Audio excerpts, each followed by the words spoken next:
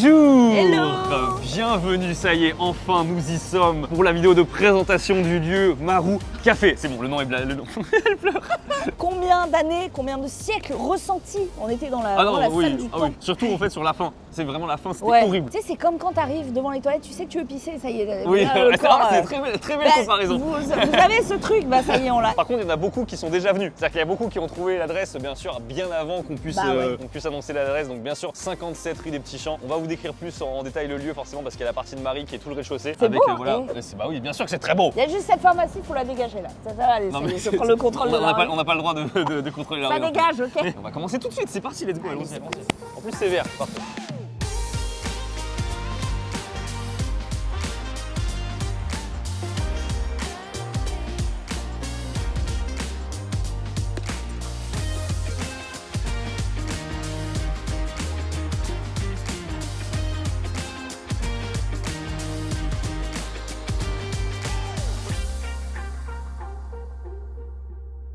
Regardez cette porte qui est immense là, c'est n'importe quoi. Bonjour. Et bah bienvenue dans la partie coréenne de ce lieu qui se décline sur 3 niveaux. Le -1, on en parlera plus tard, Louis verra ça avec vous parce que c'est conceptuel. Mais là, c'est un petit peu mon univers. J'ai beaucoup milité pour qu'il soit ainsi.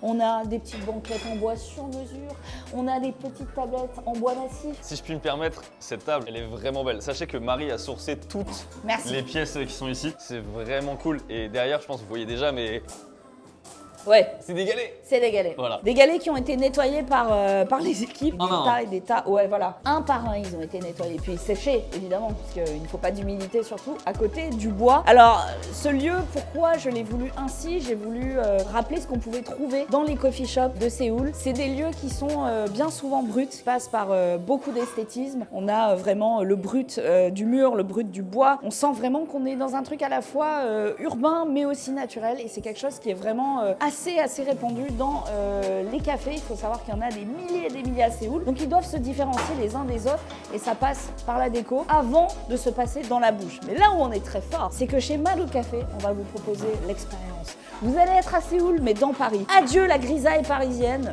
Bonjour la culture coréenne. Est-ce que je peux me permettre un petit slash? Ouais. Juste avant, elle me disait, tu sais, j'ai perdu mes talents de présentatrice télé, blablabla. La meuf, elle est en monologue là depuis 10 minutes. Là, elle je est bien vends balèze. Vendre quelque chose, je sais pas. Et du coup, comme je vous ai dit, on a vraiment voulu pousser l'expérience en vous proposant des choses qu'on ne trouve pas forcément à tous les coins de rue, voire pas du tout.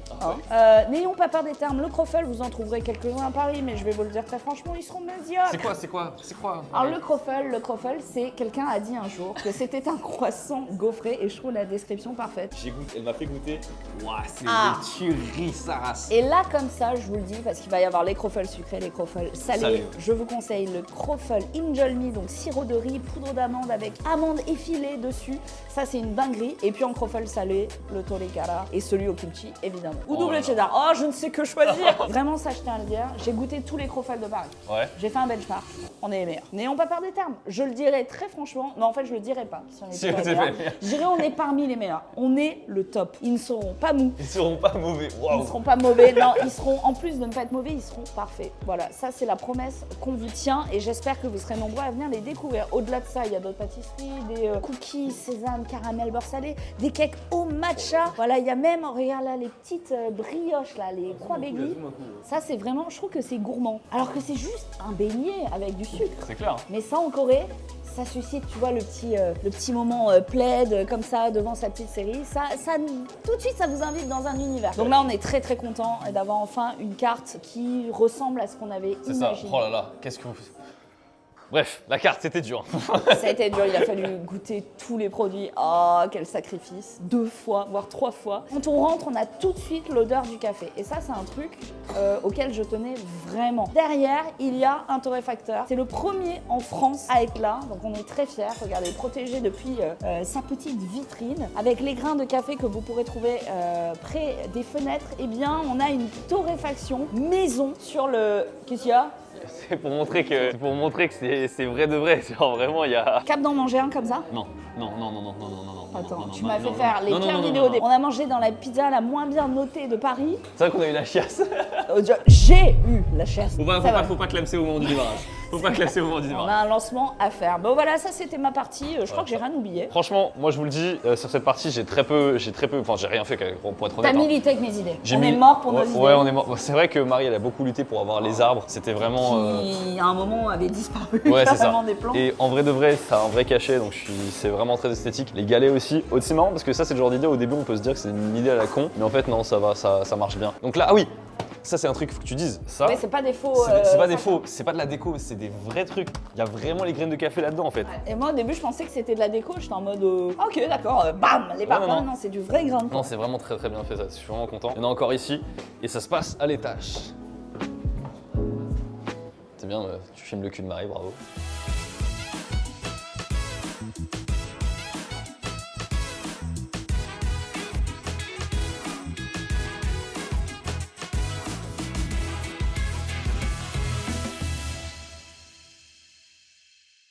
On arrive sur ma partie.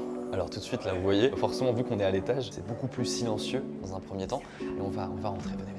L'idée qu'on a voulu faire, c'est quelque chose qui se dénote un petit peu d'en bas en restant dans les mêmes couleurs. Vous voyez, on est sur les mêmes couleurs de bois juste ici, on est sur des trucs de plantes, etc. Mais on est sur un salon de thé japonais. L'idée, voilà, c'est comme ça l'appellation, parce que juste derrière moi, vous voyez, il y a un comptoir. Et le comptoir, j'en ai déjà beaucoup parlé. Tu l'as voulu ce comptoir, hein? Ah, je l'ai voulu.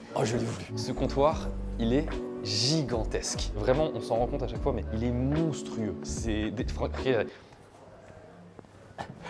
pour servir. Là aujourd'hui, c'est pas un comptoir de sushi, c'est un comptoir qui est utilisé par Sakayama-san, qui est un chef pâtissier japonais, chef de wagashi japonais, qui va directement récupérer, enfin qu'on a récupéré depuis le Japon et qui atterrit comme ça juste en France. Pour nous, complètement exclusif. 私は日本の京都から参りました。和菓子職人としてパリの方で今お菓子を作らせていただいています。私は小さい頃から甘いものが好きだったもんですから、お菓子は洋菓子と和菓子とあるんですけれども、やっぱり日本の伝統的なお菓子を作ってみたいっていうことを子供の頃から考えていました。これは、この時期秋口からこの寒い時期に咲く花ということで、今回取り上げさせていただいています。 Donc là on est sur forcément beaucoup plus de places assises ici parce que non seulement on peut bien sûr consommer des cafés du côté de chez Marie, mais également la formule midi du restaurant. Enfin encore une fois, hein, je vous le dis, c'est plus un café qu'un restaurant, mais il y a une formule midi, j'ai beaucoup insisté là-dessus et ça a été entre guillemets le défi de se dire qu'est-ce qu'on fait, parce qu'à la base je voulais faire des onigiri et c'est là où à la base dégustation, le chef nous a amené quelque chose de différent. Il nous a amené des temalizushi et les temalizushi, c'est quelque chose qui n'existe pas en France. Les gens ne connaissent pas. Tout le monde dit ouais non mais attends, ça c'est pas des sushis, c'est des makis. C'est pas des sushis avec une forme ronde et juste basta. Voilà, c'est vraiment très particulier. Pour la formule midi, faut que je vous détaille ça vraiment plus.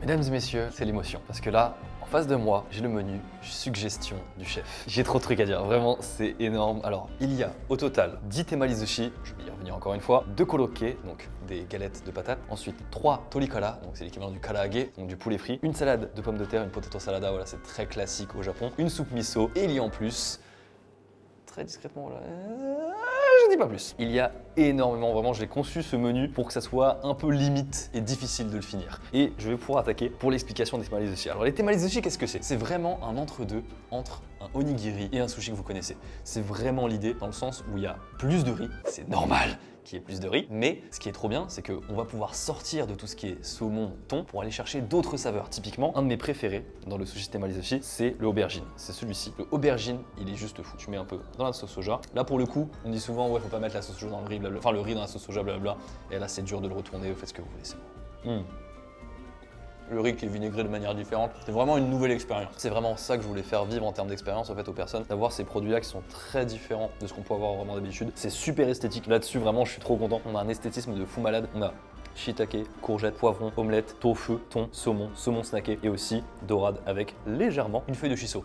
Pareil, ce genre de combinaison avec la feuille de shiso, c'est le genre de truc qu'on voit jamais dans les restaurants sushi d'habitude. Et là, on peut avoir ce genre de choses parce qu'on est justement sur un thema sushi. Il y a aussi toute la partie légumes qu'on n'a pas l'habitude de voir. C'est un truc, tu te dis, ouais, poivron, ça rend comment? C'est un poivron mariné forcément. Donc le goût est très différent. Gilles qui n'aime pas les poivrons, elle arrive à le manger, donc je suis très content. Il y a toujours ce goût japonais qui ressort. Et c'est pour ça que finalement, je vous le dis, hein, dans le fond, les saumons thon, en fait, c'est moins. C'est ce que vous connaissez, quoi. Il y a moins de choses intéressantes. Clairement, si vous venez dans l'optique de manger beaucoup de poissons ici, c'est une erreur. Ici, on est sur une autre expérience et c'est pour ça que d'habitude, les restaurants qui servent des sushis, ils ne servent que des sushis. Là, on n'est pas sur cette optique de être un restaurant sushi. C'est pour ça que vous avez d'autres accompagnements qui sont vraiment très différents. Comme par exemple, donc là, on a les korokke, qui sont les galettes de patates. Il y a bien sûr la petite sauce sucrée-salée qui est dessus, qui est parfaite. Les tolikara qui sont vraiment très très bons avec un accompagnement d'ailleurs. Je vais être honnête, la dernière fois que je suis venu tester, il n'y avait pas l'accompagnement. Du coup, je suis très curieux. La salade de pommes de terre, pareil. Ça c'est vraiment le truc que tu manges au Japon, vraiment à la maison, quoi. Une soupe miso, bien sûr. Beaucoup de bons retours dessus. On a mis pas mal de wakame à l'intérieur et surtout, en fait, le goût du miso est bien présent. Oh, on sent la patate douce là. Oh, je vous le dis, il n'y a que des trucs que t'as pas l'habitude de trouver, je suis vraiment très content. Pareil pour le tolikara / karaage. Et s'il vous plaît, ne dites pas garage. Ne dites pas garage. C'est vraiment juste cette formule-là que je voulais vous présenter. Cette formule-là, voilà, que je voulais avoir même personnellement. Hein. Typiquement, quand je suis dans le quartier, moi, je vais vraiment venir pour manger ça. Ça va être mon menu, littéralement. Je l'ai vraiment quadrillé pour que ça soit un truc que je veux manger moi. Et je suis trop content. Voilà, ça, c'est le menu que je voulais faire, toute la partie salée. Mais on a dans la même formule, un wagashi. C'est en gros une sucrerie japonaise. Et donc là, on est en face d'un wagashi en fait qui a été fait maison par la personne qui est en face de moi. Voilà. Korette, namae nan desu ka? Kowai mochi. Kowai mochi. On est sur le kowai mochi et je vais me permettre de déguster ça. Ça c'est vraiment la sucrerie de fin parce que je sais normalement dans la cuisine japonaise on n'a pas tellement de desserts, mais en France on aime bien terminer par une touche de sucré. Oh là là là là là là là. Ça c'est magnifique. Regardez-moi ça. Et tu peux revenir. Oh, c'est d'une douceur. 57 rue des Petits Champs. Venez tester quand vous venez à Paris, vous ne serez pas déçus. Je voulais vous dire aussi que je serai présent voilà, les prochains jours lorsque cette vidéo sort. Je serai présent au café pendant quelques jours, etc. pour peut-être tenir la caisse, me balader un petit peu. En tout cas, je passerai assez souvent. Je suis vraiment très content de pouvoir enfin dévoiler tout ça. Et puis maintenant, vous pouvez venir déguster le fruit de ses efforts.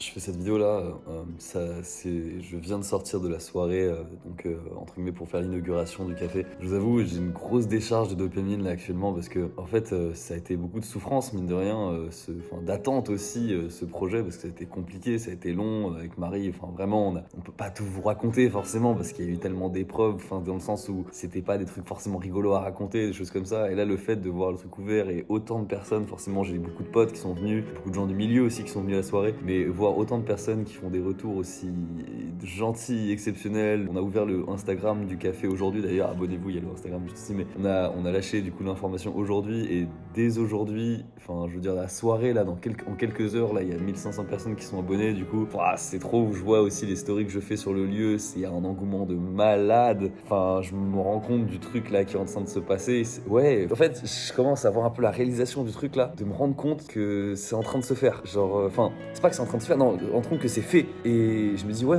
c'est fou en fait ce qu'on je vous jure, là j'ai une grosse décharge de réalisation du truc. Et là je me suis un peu revu là dans l'extrait, dans la vidéo que vous venez de voir, mais vous voyez, j'étais encore un peu en léthargie. Je pouvais pas encore communiquer dessus, du coup je suis en mode ouais c'est cool, on a encore le lieu, on a souffert, machin. Mais on se rend pas compte, vous pouvez y aller. 57 rue des Petits Champs, Paris 1er. Vous pouvez expérimenter du coup le menu dont je vous ai parlé. Vous pouvez expérimenter les croffles, toutes les boissons aussi de Marie qui sont incroyables et tout. Je fais un peu moins boisson chaude, voilà, vous me connaissez, mais c'est fou furieux. Je veux dire, des trucs avec des pop-corn et tout à l'intérieur, c'est dingue de ouf. Merci beaucoup pour tous ceux qui vont venir, pour tous ceux qui viendront, pour tous ceux qui aussi peuvent pas venir et qui viendront vraiment beaucoup plus tard. Je suis trop content. Vraiment, Café Maru, c'est le début d'une aventure de malade mental. Ah oui, d'ailleurs, je crois qu'on l'a pas dit en vidéo, mais Maru, Marie, 2 I en japonais, R-U-I-M-A-R-U. Maru.